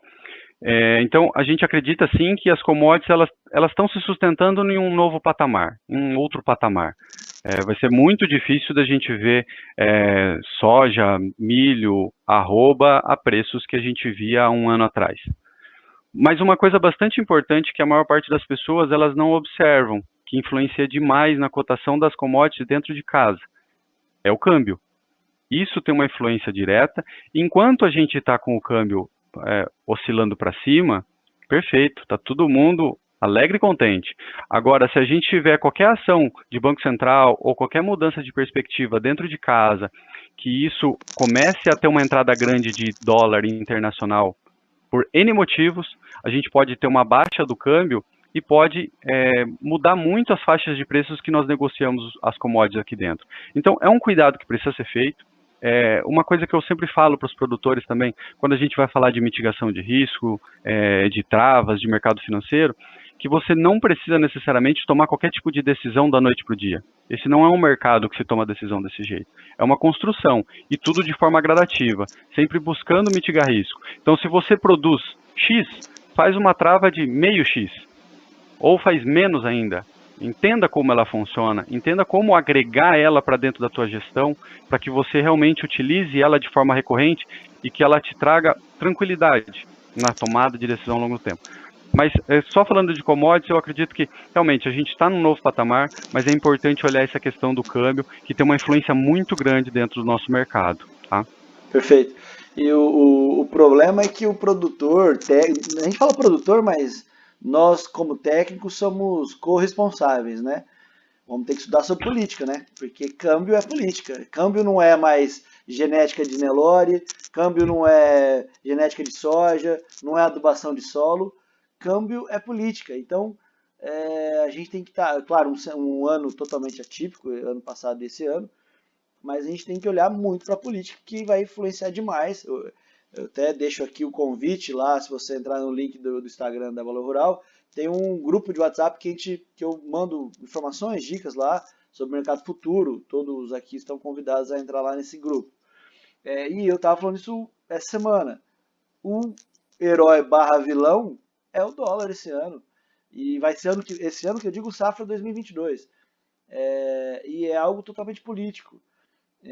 Então, se você olhar, claro, concordo com você, o commodity subiu de patamar, outra prateleira, mas se o câmbio vier para R$ 5,00, R$ 4,50, quebra muita gente. Porque vamos estar recebendo, faz a conta de soja hoje a $12, é o que as cooperativas estão oferecendo, $12 por bushel. Se você fizer uma conta aí de 4,50, soja na faixa de 90, 100 reais, né? Então, o vilão barra herói que eu falo é o dólar. Então, é política, é economia, sai do cenário campo, né? Dentro da fazenda. E a gente tem que olhar cada vez mais para isso, sem dúvida nenhuma. Vai ser um ponto decisivo, né? Dentro da pecuária, do agronegócio como um todo. Sim, é uma informação que precisa ser levado em consideração. Como eu disse, tem muitas outras possibilidades que você não consegue ter controle. Essa, você, de certa forma, consegue mitigar risco. Então, você precisa acompanhar ela de perto. Você precisa trazer ela para suas análises. Porque não adianta nada você produzir muito bem, mas você ter uma negociação muito ruim. E o produtor tem que ficar bem claro na cabeça dele também que, perfeito, nós tivemos ótimos preços no ano passado, nós estamos com bons preços, mas tudo está subindo. O custo está muito alto, né? O custo está subindo. E nem todo mundo está olhando esse custo como ele deveria olhar. Então, essa fatura ela vai chegar, essa conta ela vai chegar cedo ou tarde. Então, é isso que o produtor ele precisa ter gestão, porque senão vai acontecer o que o Marcos comentou. É o produtor começando a trocar caminhonete, começar a trocar implemento agrícola. Tá, mas e a hora que ele precisar de caixa? E a hora que ele precisar de dinheiro disponível? Será que vai fazer sentido? Será que ele vai conseguir disponibilidade no mercado? Então, é isso que ele precisa começar a olhar o negócio, o agronegócio, mais longo prazo. As empresas, o agro como empresa, ele precisa fazer isso. Porque senão, beleza, ele tem 1, 2, 3 anos ótimos, depois ele tem 2, 3 anos péssimos, o que acontece? Tem que vender a propriedade, tem que desfazer, às vezes ele tem que queimar um patrimônio para conseguir manter o negócio ativo. E não precisa ser assim, a gente sabe que não precisa, a gente tem bons exemplos diferentes disso, né? Legal. A gente vê isso hoje voltando para a pecuária, a gente vê isso na reposição, né? O pessoal vendendo o gado e tal, mas na hora de comprar uma novilha ou comprar uma novilha na fazenda, ou repor, porque engorda, tá um preço absurdo. Isso. Só um pontinho, Guilherme, só para aproximar, só para vocês entenderem como o mercado financeiro também está se aproximando bastante do agro. Hoje, a emissão de CRAs, né, de certificados recebíveis do agronegócio, há pouco tempo era quase nada. Hoje está um absurdo de dinheiro disponibilizado. O agronegócio, o mercado financeiro está disponibilizando cada vez mais capital, crédito para o agronegócio. Tem fundos disponibilizando capital para bons produtores, a compra de terras, negociações de terras, crédito muito mais barato. Entendam que quando a gente fala de mercado financeiro, é um dinheiro muito mais barato e muito mais personalizado para o que o produtor precisa do que o produto de banco. tá? Então, o mercado financeiro, ele busca se encaixar. Então, ele está disponibilizando outras possibilidades. Empresas do agronegócio estão começando a abrir capital, então elas vão começar a captar dinheiro para realmente expandir negócios e tudo mais. Parece absurdo, mas o agronegócio hoje representa só 4% da Bolsa Brasileira. É um absurdo, o tamanho do agro. Então, a gente acredita que nos próximos 2, 3 anos isso tende a tomar corpo. Então, o mercado financeiro está se aproximando, ele está se estruturando para atender cada vez mais o agro. Ótimo, isso aí que você falou era talvez uma das minhas perguntas. É essa ótima notícia de dinheiro barato, né? Na verdade, a gente sempre imaginou que os bancos nos emprestavam dinheiro barato a 6% ao ano, 5% ao ano, né? E a gente começa a ver que existe dinheiro muito melhor que isso, né? Porque o mercado financeiro, os investimentos de taxa fixa são absurdamente ridículos, né, hoje, e esse grupo, esse dinheiro precisa migrar, e eles estão olhando o agro como uma excelente oportunidade de renda fixa, né, Tanete? Isso. A gente está vendo até captação de dinheiro internacional para investir diretamente no agro. Então, o mercado ele está se abrindo para outras oportunidades. Então, eu acredito sim que vai ser bastante o que o Balestrin falou, que aquele gestor rural, aquele produtor, aquela pessoa que vê o agronegócio como o seu negócio, profissionalizar, estruturar, trazer gestão, ele vai ter sim capital para fazer o negócio dele crescer muito. Os outros que não se profissionalizarem, não se estruturarem, eles vão ser engolidos e vão ser rápidos, tá? Eu acredito que vai ser bem rápida essa dinâmica. Bacana. Tonete, obrigado pela sua participação. A gente conversa boa, vai longe, né? Estamos aqui, eu já queria que fosse rápido, mas conversa boa é assim mesmo. Pessoal, obrigado de verdade, de coração, por todos que participaram. Eu vou abrir para perguntas. Se algum primeiro, eu vou pedir para os técnicos que falaram, que são os nossos participantes, as nossas estrelas aqui nessa tarde. Se algum técnico quiser fazer alguma pergunta para outro técnico, eu vou deixar disponível. Levanta a mão aí se alguém quiser fazer alguma pergunta para alguém. E depois eu vou pedir se o pessoal que está participando, dos nossos convidados que também são extremamente importantes, quiser fazer alguma pergunta, manda no chat ou a pergunta escrita, ou fala que você quer perguntar e eu abro o seu microfone, tá? Quem quiser fazer uma pergunta, escreve aí no chat, eu quero fazer uma pergunta, aí eu abro o microfone para você. Beleza? Primeiro os técnicos. Alguém quer fazer alguma pergunta para algum técnico, fica à vontade, me sinaliza aqui que eu abro. Elisângelo, vou deixar você fazer a primeira pergunta então, que você está na vez. Abre seu microfone e pode fazer.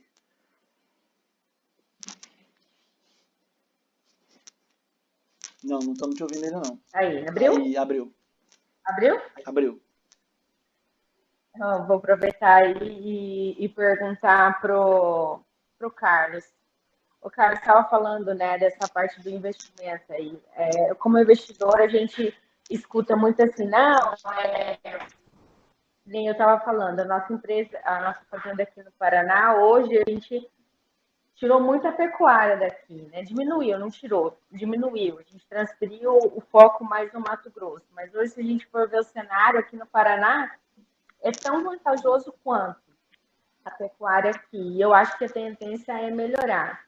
Então, a gente às vezes fala, vamos investir mais, vamos comprar uma propriedade, ou até mesmo investir na nossa mesma propriedade.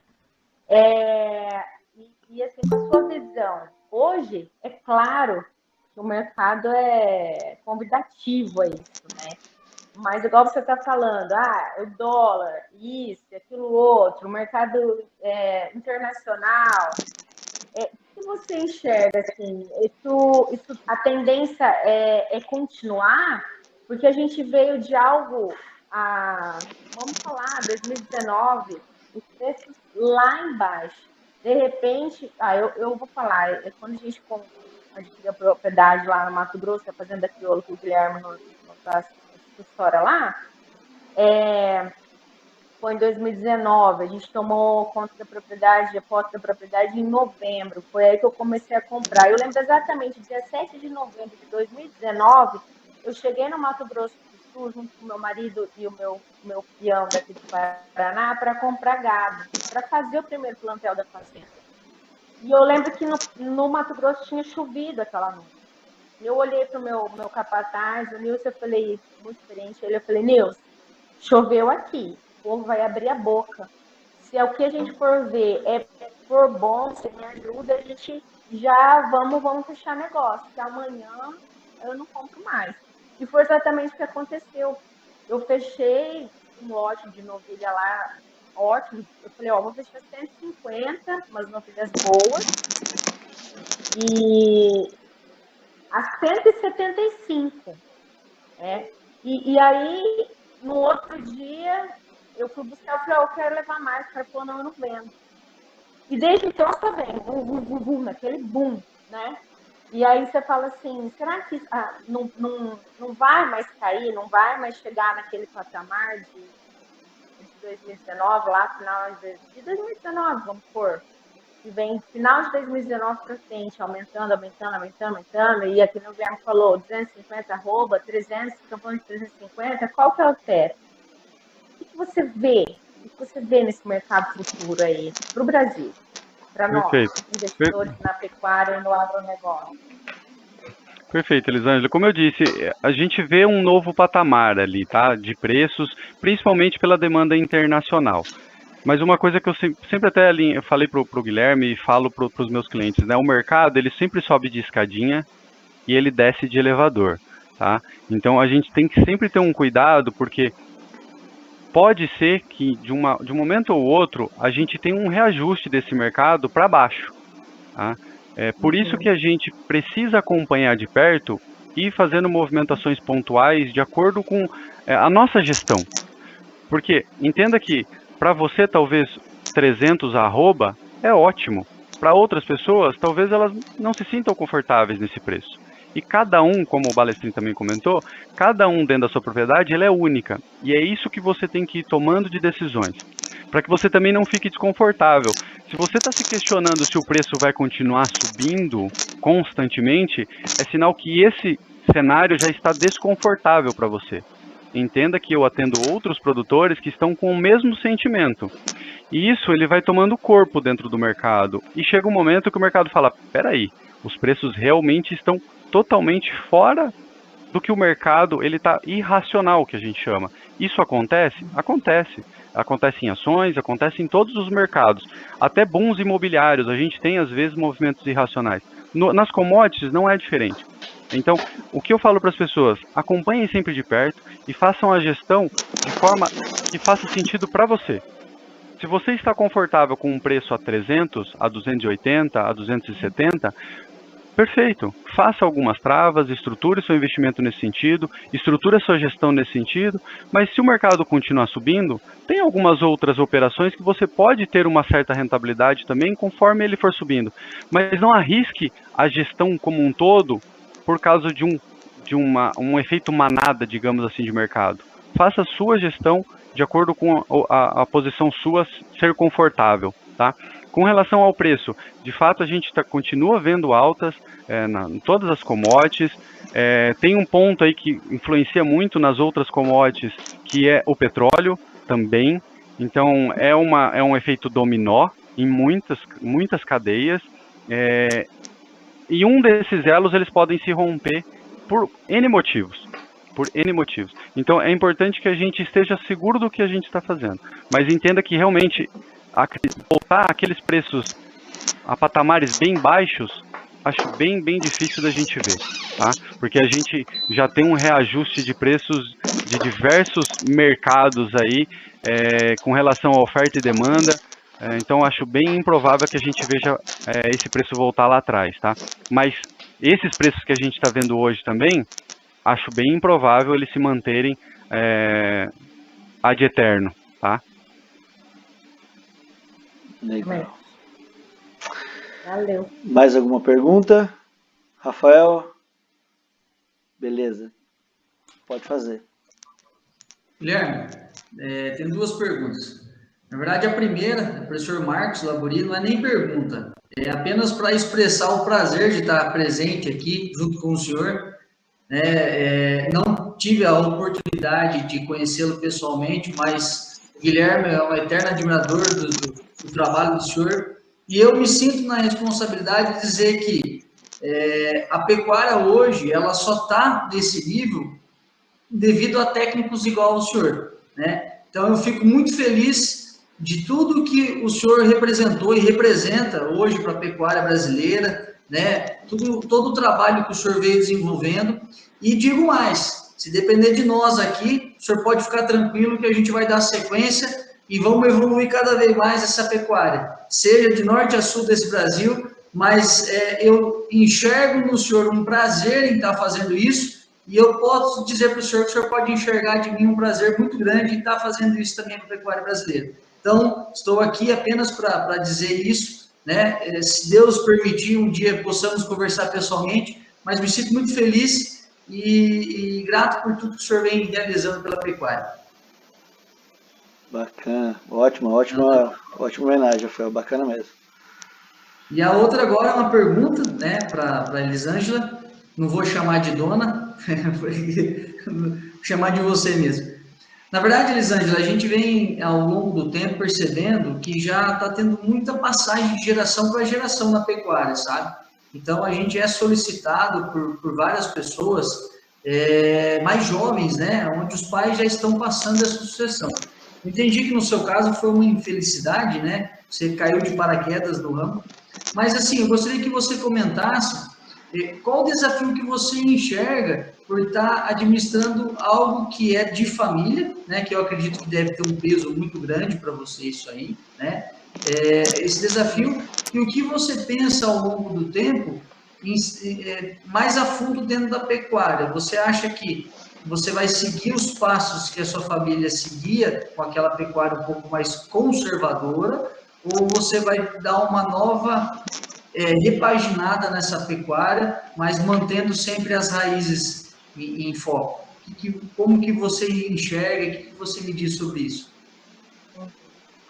Então, Rafael, eu penso assim, que o meu pai, em vida, apesar dele cuidar, assim, sozinho, mas ele já vinha pedindo, assim, pra gente. Meu pai era uma pessoa sem estudo, mas ele era muito inteligente, ele era muito observador, ele buscava muita informação com outras pessoas, e ele vinha pedindo, assim, olha, eu já estou cansada e tal. Não que ele não...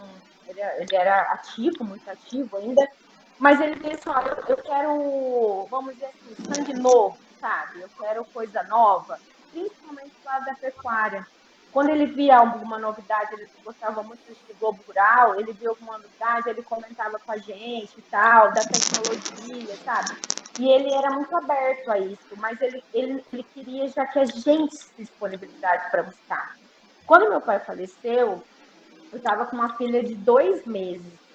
E durante a minha gestação, eu ouvia muito meu pai falar, olha, e isso, aquilo. Eu já estava sentindo nele, assim, essa necessidade de vir um sangue novo para o lado do agro, para estar de mão dada junto com ele. Hoje eu sinto, por que eu não fiz isso antes, sabe? Para mim estaria sendo muito mais fácil.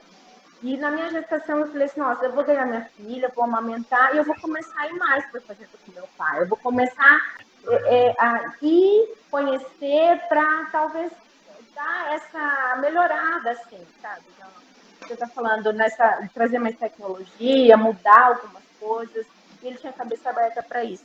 Pena que eu não pude fazer isso com ele.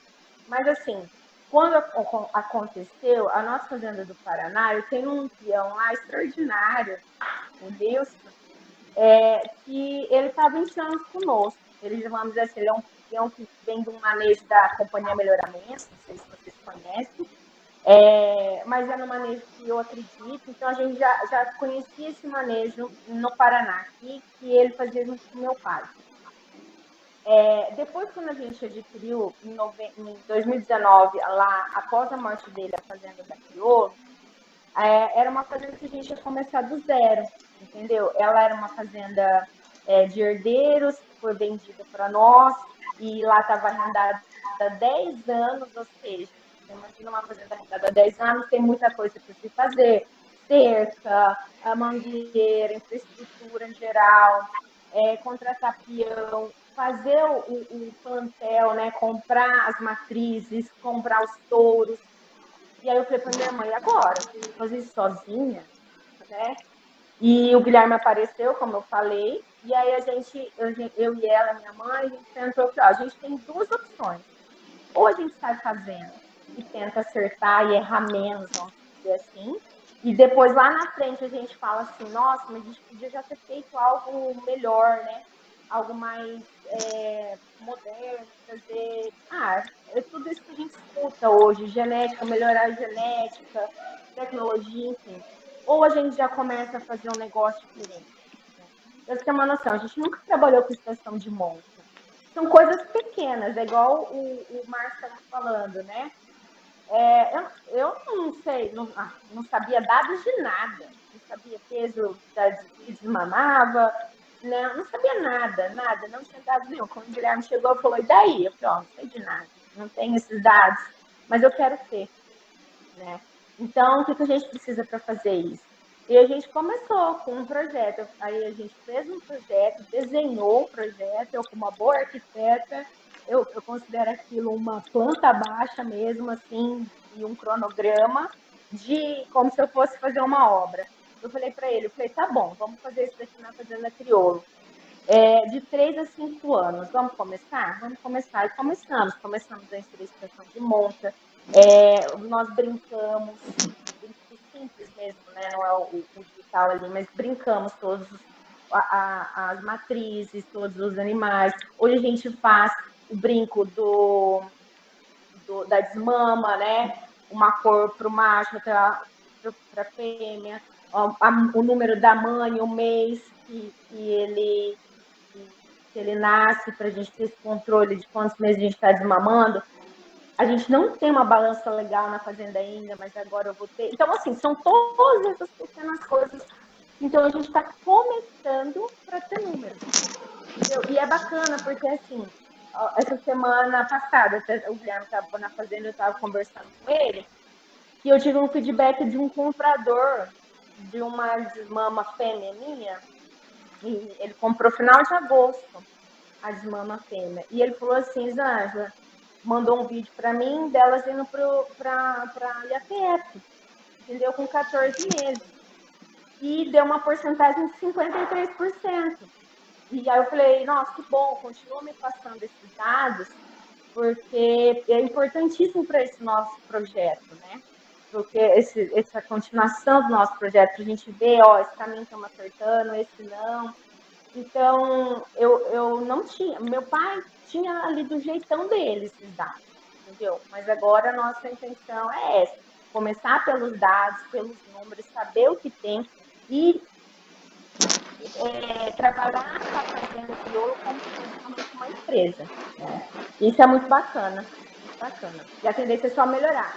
Espero, Marcos, que eu sou só uma formiga, como eu falei, mas daqui anos eu veja isso acontecer e eu tenha dados assim para compartilhar, muito mais experiência para compartilhar com vocês, com genética, com tudo isso.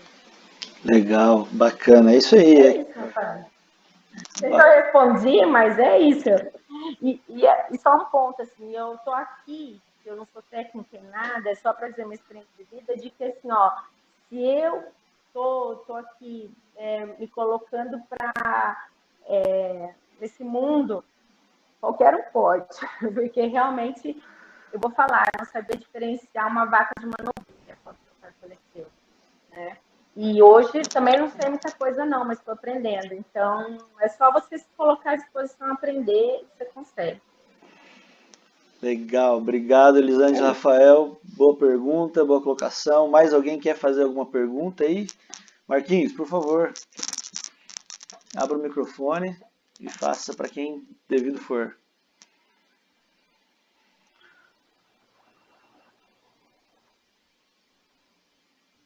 Não, ativa seu microfone. Aí, ativou. Abriu? Abriu, estamos te ouvindo. Bom, primeiro, né, eu quero falar que foi muito bom ter participado disso aqui. Caso essas avaliações surgem avaliação de mercado futuro, essas coisas todinhas. São coisas novas, ferramentas novas que estão sendo agregadas e são muito importantes. Nossa, eu tenho alguns criadores que têm essas ferramentas e eu aprendo muito com eles. Eu tenho um no Mato Grosso do Sul, não sei se vocês conhecem, o Luiz Roberto Turminha Arantes. Ele é bravo demais, ele me aperta igual, sabe esses caldos de cana que a mulher tosse, que ele agora 10 vezes? Ele me aperta demais. Mas eu aprendi muito com ele em termos de gestão e de levantamento de custo. É meu guru nessa área, foi muito bom te escutar. Elisânia, eu já vi um monte igual você, apavorada e alcançar em resultados extraordinários. Continua firme. Eu falo muita coisa assim, gosto. Eu sou um apaixonado. Eu não crio nada, eu só crio caso. Mas sou um apaixonado por Zebu. Trabalho com todas as raças, mas tem realmente uma consideração muito forte com o Nelore. Nelore hoje é a base mesmo, né? Se isso for do seu gosto, continua, porque ela responde mesmo. Ela responde com uma força muito grande. Rafael, eu fiquei muito emocionado.